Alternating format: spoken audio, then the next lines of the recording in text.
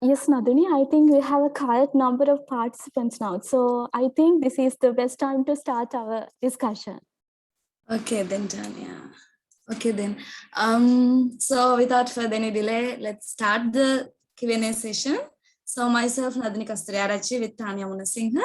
We are the moderators for this Q&A session today. So okay then.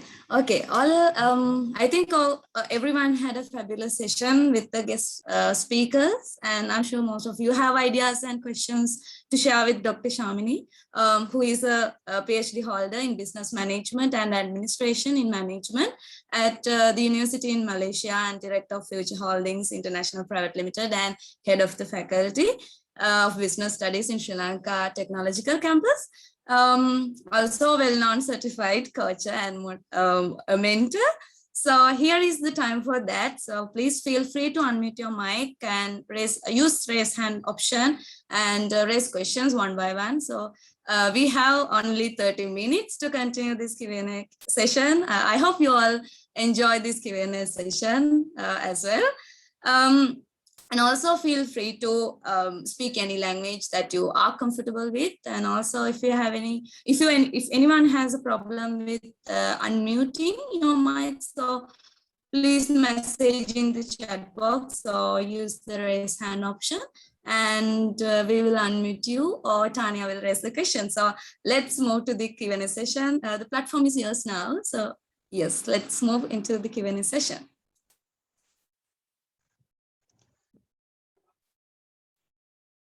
Good evening.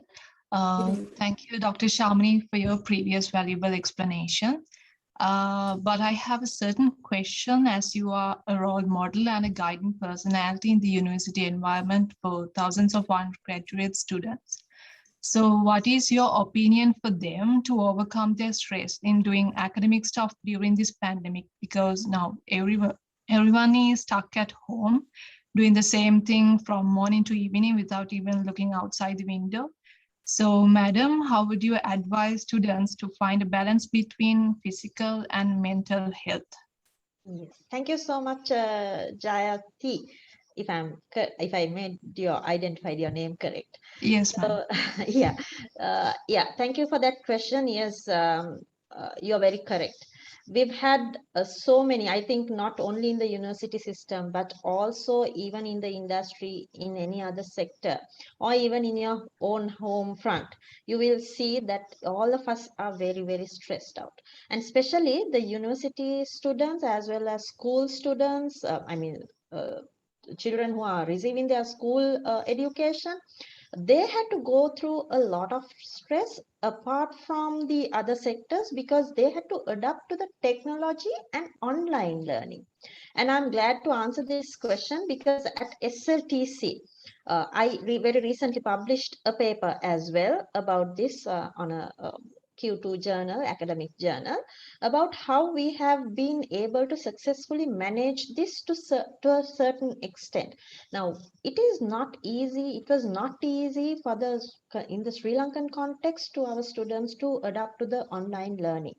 Especially when they are confined in their home, and then not being able to experience that real university life. But we always made them understood. We clearly communicated to them how thankful they need to be for being alive today. Right? Not just them, but each and every one of us. Every morning when we wake up, I guess that is the first thing that we have to do. We have to be thankful, reflect, and be thankful that we are alive today, because we don't know what our future can be, what our life would be, or at which stake our life would be in the next passing few minutes to the next passing few hours. Right? So the more that we learn to think positively, the more that we learn to count our blessings, is what that is going to help us to understand the worth of our life. So we kept on communicating this to our students through various forums, including the Office of Mentoring and Coaching. I head the Office of Mentoring and Coaching at SLTC as well. So we had different forums. We have a specific academic mentor appointed at the very beginning of their student enrollment, during the student orientation itself. So the academic mentor is supposed to guide them, support them throughout, and support them in all the problems that they face. It's not about spoon feeding. It's not about, offering the solution to a problem of a student in a platter. It's about continuously having that positive conversation, encouraging them and motivating them to find solutions to whatever the problems that they face. Apart from that, we also have our psychologist, we also have our counselor. So anything beyond that the mentor can handle, like any psychological issues, because there were students who went into severe depression, maybe frustration. So then we forwarded them to the respective authorities, like the psychologist, or if we could refer to a psychiatrist, maybe a counselor, maybe, to support them that with that medical background as well. And apart from that, we have more clubs and societies. So today we may not be in a physical environment, but if you really look at it, even in the industry, all the functions, events, including award ceremonies, right, takes part, or business conferences. It could be named as a coffee with business, coffee and business, or whichever the way, right? But people get together using the online platforms, and they maintain that social connectivity even through social distancing. So we encourage that to our students, even through all the clubs and societies at the university. And I'm sure that most of the other universities do the same as well, or the higher education institutes do the same as well. So like I mentioned before also, we don't encourage only to be academically focused. They have to be academically focused, true enough. But you need to allocate a little time of yours for yourself as well. Talk to your friends. They have their own WhatsApp groups. So we encourage them to joke, to share, apart from sharing knowledge, to have that friendly conversations. Zoom conversations, just to meet up with their friends. And through all the clubs and societies, many events. We had an online karaoke, online talent show. Now we are going to have an online cultural event as well. Right. So our students, they actively participate in those as well, despite all the other challenges, because all what we keep on communicating is through the mentors, through the lecturers, through all the other forums, is to maintain that communication, no matter whatever the platform that they use, whether it's online, whether it's over the phone, or beyond any doubt, since we don't have that physical interaction today. So we encourage them to do so, and we guide them. We conduct few sessions on how to manage their psychological well-being. So we had psychologists coming and advising them. We had medical doctors coming and advising them. So like I mentioned before, doing what you like to do. Singing, dancing, whichever the thing, reading, maybe watching a movie. Allocate a little time for yourself in that busy schedule of yours. But you need to do that with a proper plan, starting from morning to evening. You need to have that plan of action with you and be focused towards that final goal that you want to achieve, right? So we always encourage them. Their final goal may be to gain that degree that they are eagerly waiting for, but that should not only be the final goal. But to reach to that, we encourage them to prepare their plan of action along with the mentor, and continuously provide feedback to the mentor, and we continuously follow on their progress as well. So these are few things that we do to keep them actively engaged, listen to them, and try to provide solutions as much as possible, involving them in finding the solution. It's not that we are dictating terms. We don't do that. We always encourage them as a coach and a mentor, and we involve them in the process. So that's where they get actively participated. I hope I answered your question, Jayati. Yes, madam. Thank you for the comprehensive advices. Thank you. Actually, madam, that is a wonderful explanation. So I would like to give next opportunity to Tharushi Natmika. Yeah. First and foremost, I would like to thank for giving me this valuable opportunity. I think my question is different from other questions. So my question is, sometimes we do not have the opportunity to choose a good job the way we want. For an example, if family background is the cause, what decision should you make in such a situation? Okay. Thank you, Tarushi. I think, yes. Yeah. Is there more to the question that you want to ask? No, No, miss. right. I Okay. think Yeah. it is clear. Okay. Thank you so much, Tarushi. Right. So let me share that along with my experience. So I'll tell you that I told you that I work for Dialogue, and I joined Dialogue as a school leaver, right? So at that time, well, I haven't even received my A-level results at that time by the time that I joined Dialogue. But I knew, because I come from a typical middle class family. So I knew that my parents have done their best to give me the education in one of the best schools in Colombo, even up to A-level. Right. So, but I knew that I could not depend on them for my higher study or my future progress. So that I very well understood, because they have done their part even more than I could expect from them. Right. So then I wanted to look for a job, and then yes, I had the opportunity to join Dialogue. But at that time, as a school leaver, when I joined Dialogue, I did not look whether that particular job suits my future career and so forth. I just grabbed the opportunity that was given to me at that time. And along with that, because my focus was, now I need to build up my career, I need to, I had few dreams to be fulfilled in my career and so forth. And when I received my A-level results, I had to submit my A-level certificate to HR as per the normal HR procedure, and it had to go through the head of the department at that time. So he called me and asked me at that time, why are you not going to the university? Are you not selected to the university? So I said, yes, I'm selected to the University of Colombo, but I did not want to go to the university, because at that time, working for Dialogue was a big thing. You earn something well. And for the first time in my life, I had my own mobile phone. Right. So you would know by few years back, I mean, many years back, how it would have felt.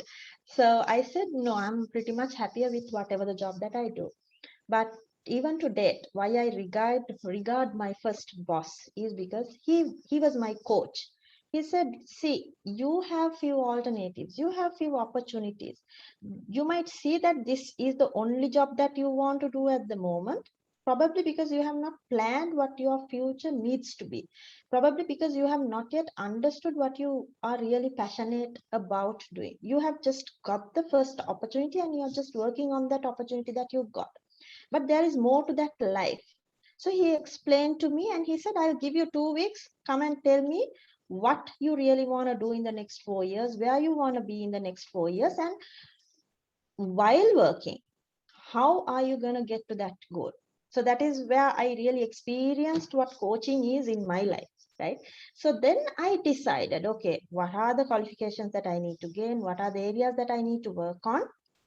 What would be my passion of what areas would be my passion?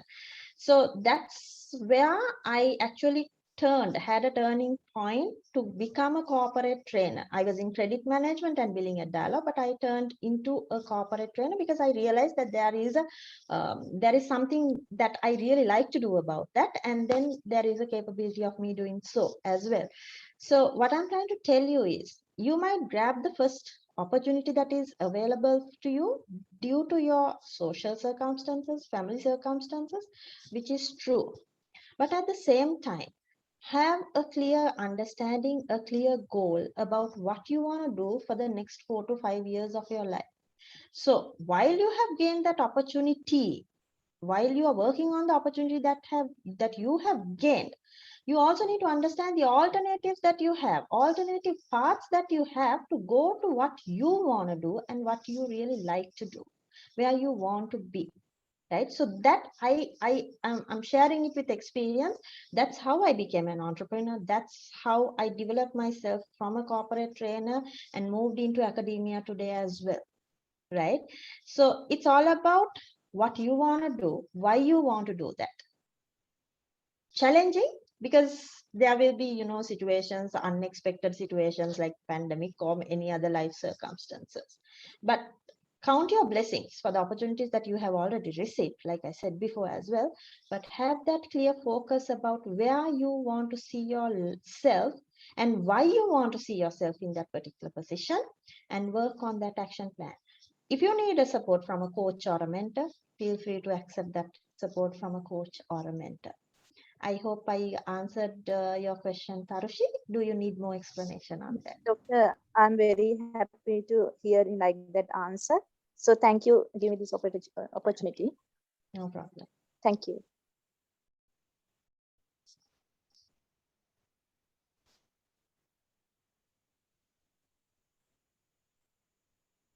Okay, so I see there are few others. I guess, Yeah.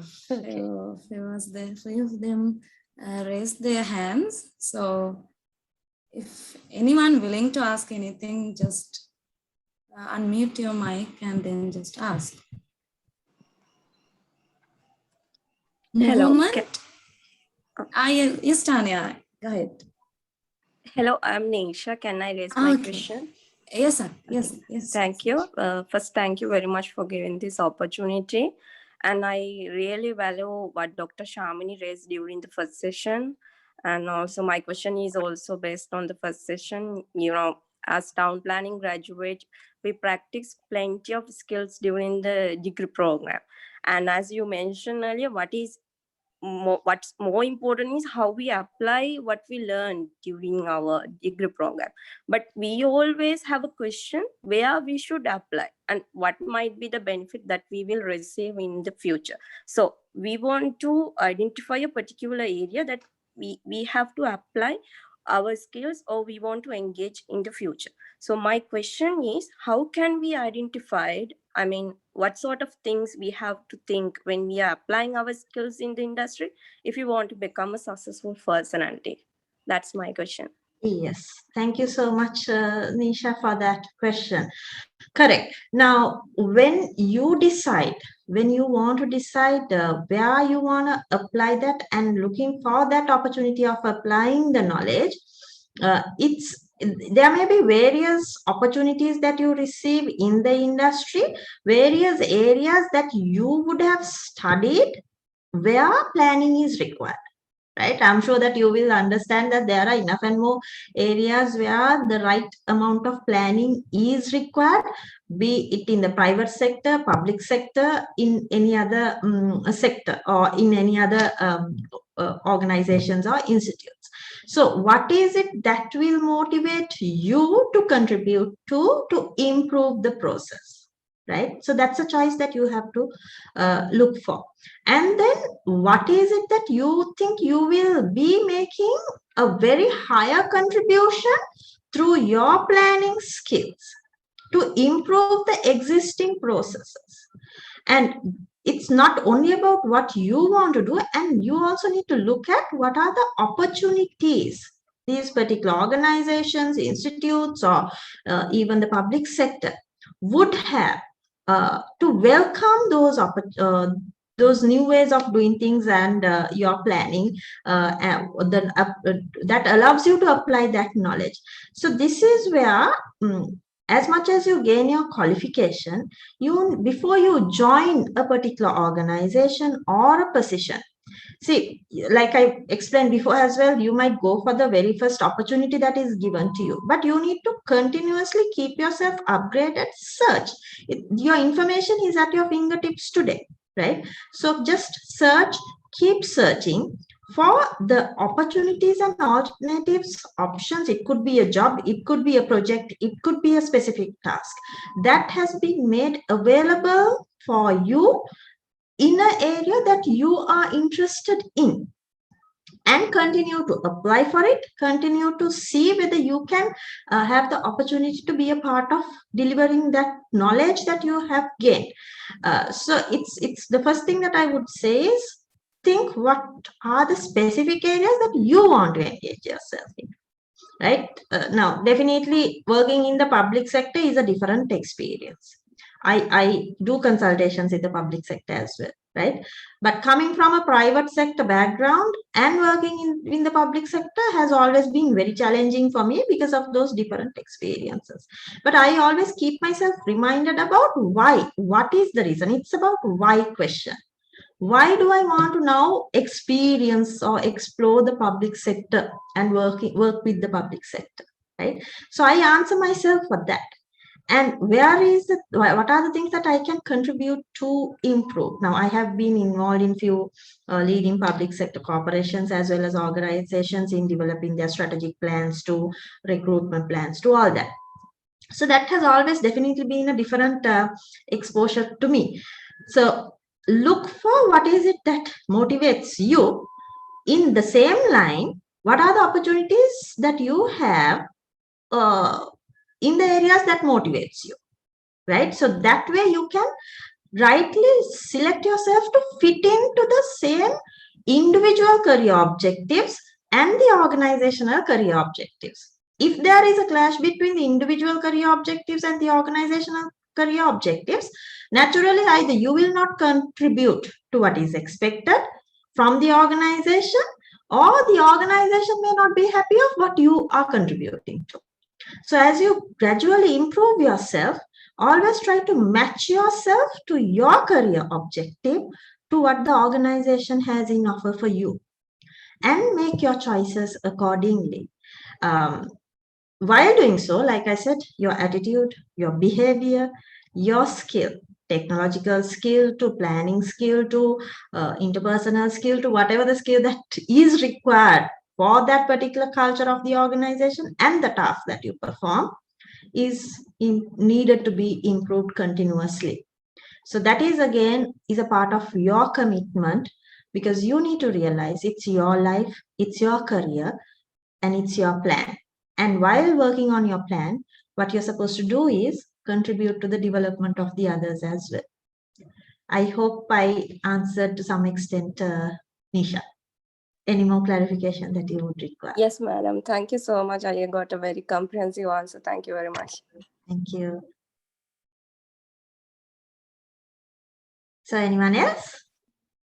I think PB Vijay Singh, I think she has a question. You can ask now. Go ahead. Are you there? Or anyone else? You can give Hello. a chance. Hello, can you hear me? Yes, we can hear you. Thank you very much for giving me this opportunity, and also thank you very much, Dr. Shamini, for your valuable explanations in this session. Madam, one question I have, Madam, as you said during the discussion, when bringing our true selves to work, social network is lacking in most of our personalities as young town planners. What would you suggest us to improve to build those lagging social networks and personality so that we can better fit into the workplace? Yes, thank you so much for that question. I believe that is one area that we will discuss a little bit in detail in the next session as well about personality development. But since you raised this question, I'll just talk to you a little bit about that. Now, see, we are different personalities for that matter, right? If you look at your own hand, your own palm, මේ අතේ තියෙන ඇඟිලි පහම එකකට එකක් වෙනස් නේ. So likewise, we have our own personalities, but main two personalities would be about being an introvert, would be about being an extrovert. So I'll explain a little bit about who an introvert and extrovert is in the next session. A little detail. It's very simple. An introvert is a person who would like to make decisions on his or her own, whereas introvert is a person who would like to find solutions by involving others as well, right? So I'll explain that in a little detail later. But once you have understood who you are as a personality, what you need to know is that there are pros and cons of each personality. So you have to adjust yourself according to a given situation, no matter which personality you are. Sometimes you may not be a person who would like to go and socialize, right? If you are an introvert, because you like your own peaceful face and then, to be on your own, be in an imaginary world. It's nothing wrong in that, doing so. But when you're in a particular forum, you have to remind yourself, okay, I'm an introvert. Now I'm going to a particular forum where I need to little bit socialize with others, where I need to talk to others, where I need to communicate with others, right? So you remind yourself what you have to be according to that situation and adjust to that situation. So that is the beauty of knowing your personality. It's not about changing your personality 100% or 365 degrees. No, it's 360 degrees. It's about adjusting yourself to that situation. So you might have certain phobias like public speaking, communication. Right now, to be honest, I studied in a school where I was able to develop my language competencies to a greater level. But even having had that, I had the fear of standing in front of an audience and speaking to an audience, right? But I was pushed to do that during my work experience at Dialogue. So when I was asked to be a trainer, I had no choice, right? I questioned myself thinking whether I really can do that or not. I went and told my boss, I don't think I can do it. He said, no, you go do it and tell me. Try it for about, again, 3 weeks or so. Learn. If you don't know how to do it, learn and tell me whether you really want to give up or not. And today I'm glad that he challenged me to do that. Right? So we will have our fears, maybe due to language incompetencies or lack of knowledge. Understand what your fear is about. True that not everyone can do everything, but there is some unique capability in you, uniqueness in each and every one of you. So when you want to develop yourself, understand what are your unique capabilities are. At the same time, understand what are the areas that you really have to work through according to your personality, and focus on developing those areas to fit into a given situation or a circumstances, right? So rather than giving up, කොයි වෙලාවකත් අර backward වෙන්න අවශ්‍ය නැහැ. ඒ වගේම තමයි too forward වෙන්න අවශ්‍යත් නැහැ. So know your audience, know your forum. When you go to a certain place, study the body language of the people, right? How they maintain their eye contact. How would they, like, what type of a culture are they coming from? Is it a more formal culture? Is it a more flexible culture? Right? So having studied that, within a few seconds, you can do that when you enter a particular place or a forum. And having studied that, or you do your homework before you go to that. Right? Having the information with you, it will help you to adjust a little bit to that situation and develop yourself. Leave aside your fears. But I know it's not easy as much as anyone would tell you. But if you don't leave aside your fears, you won't be able to take a step forward. There can be situations in life that pulls you 2 steps behind, right? But make sure that you take 3 steps ahead by looking at the areas that you need to improve through that experiences that you get, even during the most stressful situations that you have faced in life. So if you have any problems in your communication, stand in front of a mirror, practice. You're talking to yourself, the best person to talk to, right? Practice makes a person much more better. Record your own speech or whatever that you deliver and listen to it. තව කෙනෙක්ට අහන් ඉන්න පුළුවන්ද මටත් අහන් ඉන්න පුළුවන්ද කියලා හිතන්න. ඊට පස්සේ you can work on the areas that you can want to improve about, right? There are enough and more opportunities that you have to learn about table etiquettes to telephone etiquettes to business etiquettes. Information is today at your fingertips. Look at those YouTube videos and learn, right? If you need support in developing your personality, again, if you need support through that, through a personal coach or a mentor, feel free to do that, right? So fear is what is limiting you, but you are the only person who can pull yourself out from that fear as well. So I again hope that I answered your question to some extent. Yeah, madam, thank you very much.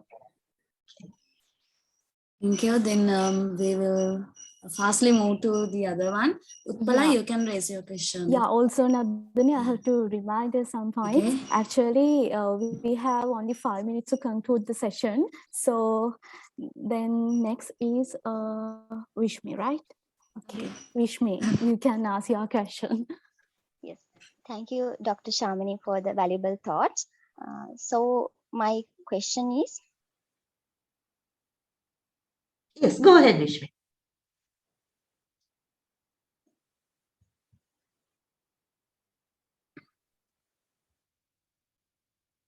I don't think I can hear you. Yeah. sorry, ma'am, sorry. Yeah. So my question is, there are pluses and minuses of being market in any profession, including town planning.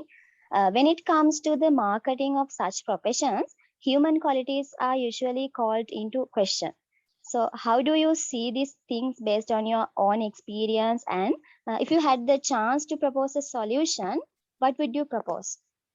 Yeah. That is the Okay. question. Thank you so much. So I guess marketing has become one of the main things that we have to focus even in any part of business today. And if your marketing is not well, then I think your customer is not going to accept your products or the services on the other hand as well. But human quality, like you very correctly said, you need to be able to relate with another person, one another. Right now, this is again part of your personality. This is why I said before you choose your path, your career path, you need to understand who you are as a personality and whether you can adapt as a personality as well, right? Adapt to a different personality if required. Now, being an extrovert would be an easy task to be engaged in activities such as marketing, because you would be a person who would like to relate to one another, talk to people. Usually when we recruit also, we do a personality test to understand whether this person is the best candidate to fit into that job. Why we do that is because it's through your personality that you will possess the skills, to deliver at least the basics of that job that you have to do. So if you want to do something, anything that involves in marketing, you need to realize whether you have the qualities of being an extrovert. If you are not, that doesn't mean that you can't do any activities in marketing. But the next question that you have to ask is whether you are willing. You may be an introvert, but still whether you are willing to develop certain skills of an extrovert in you to perform that task. But if your question is, if the answer is no, then you have to leave that aside and then focus on something that you really like to do, right? So don't get into marketing or sales or customer service if you don't want, or if you don't want to commit to develop those skills. But that doesn't mean that you let go either if you can improve yourself further. So in my experience, yes, I would tell you that I'm an introvert, but I have experienced all these areas in life, including marketing, sales, training, and development, all that relates to an extrovert, right? But the way that I have done that is, again, making myself realize what are the skills that I need to improve to perform that particular task. And I think that helped me to develop myself to wherever I am today. So my advice to you all also is that ask the first question from you. Why, what, and how are you going to do that, right? So even as a town planner or whichever the type of planning that you do, your planning won't make sense unless otherwise your customer accepts that planning, right? So why do you have to plan? Is for some outcome, isn't it? So simply develop those skills of communication, presentation, build that confidence in you. If not, feel free to hand it over to a person who can do it better than you, right? If you all have heard about Jack Ma, he says whenever he hires people who are better than him in a given particular task or field, so that he knows that the work gets done from the best people. So he trusts his team, right? So you are free to do that as well. That is only if you don't want to commit yourself to develop in that particular field. Is that okay, Vishmi? Thank you, Madam X, for the explanation. Okay, Actually, then. Yeah, it seems like we have really enthusiastic participant with us. So, but it's time to conclude the session. So over to you, Nandini. Okay, then. I think most of you have a lot more things to share with Dr. Shamini, but as always, the case time is major hurdle. So we already had very insightful discussion, Dr. Shamini, to mold ourselves in working environment, because interpersonal skills always matters at the end. So on the other hand, to develop ourselves, we have to identify what are the unique skills, and knowing the audience, we have to adjust with the situation, as you said. So I think everyone in this breakout room absorbed your insightful thoughts, and I would like to thank again Dr. Shamini on behalf of the organizing committee for taking part in this session and sharing knowledge. Also, thank you, Tanya, and everyone for your reviews, and let's meet up in the main session. Thank you very much. Thank you very much, all. Yeah. Thank you. Thank you.